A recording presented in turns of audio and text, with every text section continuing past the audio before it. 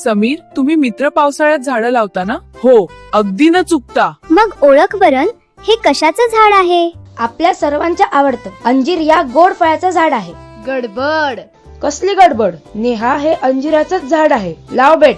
झाड अंजिराचंच आहे रे, पण फळाचं नाही. काय सांगतेस? अंजीर हे फळ नाही? जसं सूर्यफूल हे एक फुल नव्हे तर फुलांचा गुच्छ असतो, तसंच अंजीर देखील फुलांचा गुच्छच आहे. अरे, पण यात कुठे आहेत फुलं? आपण अंजीर खाताना जो फळातला गर समजून खातो ना, तीच फुलं असतात.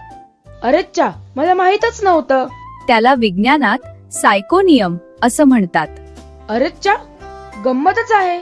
मग समीर, आता अंजीर खाताना काय लक्षात ठेवशील?